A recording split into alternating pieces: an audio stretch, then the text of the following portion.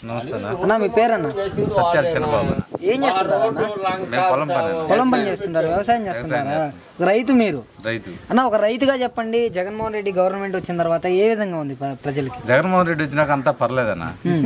మరి నెక్స్ట్ ఎవరు వస్తే బాగుంటుంది? నెక్స్ట్ కూడా జగన్మోహన్ రెడ్డి వస్తాడు. జగన్ గారు వస్తారు. అంటే ఎందుకని గెలవాలనుకుంటున్నారు? ఇప్పుడు అన్ని పనులు ఆటోమేటిక్ గా జరిగిపోతున్నాయి కన్నా. అమ్మఒడి పడుతుంది, చేయూత పడుతుంది, పిల్లలకి కాలేజీ ఫీజులు ఇవన్నీ అతనే కట్టుకుంటుంది కదా.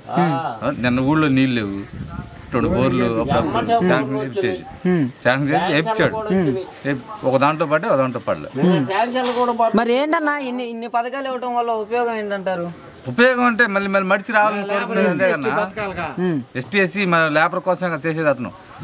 అంటే పథకాలు ఇచ్చి జనాలను సోమరిపోతుతనానికి గురి చేస్తున్నాడు జగన్మోహన్ రెడ్డి అనేసి విమర్శలు అయితే బయటకు వస్తున్నాయి కదా. అవన్నీ ఫేక్ న్యూస్, అది అబద్ధం.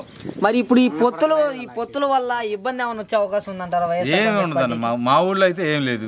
మా ఊళ్ళో అయితే జగన్మోహన్ రెడ్డి కాదన్నా. మరి ఇప్పుడు ఈ చంద్రబాబు నాయుడు, పవన్ కళ్యాణ్ జగన్మోహన్ రెడ్డికి తలకాయ నొప్పిలాగా మారిపోయారు ఈ పొత్తు వల్ల అనేసి అంటున్నారు కదా. ఇప్పుడు ఎన్నో వస్తుంటాయి అన్న, రాకుండా ఎట్టుంటాయి?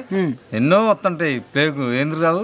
మరి చంద్రబాబుని పవన్ కళ్యాణ్ చూసి జగన్మోహన్ రెడ్డి గారు భయపడుతున్నారు అనేసి అంటున్నారు కదా. అసలు అదంతా ఫేక్ న్యూస్, అది అనవసరం.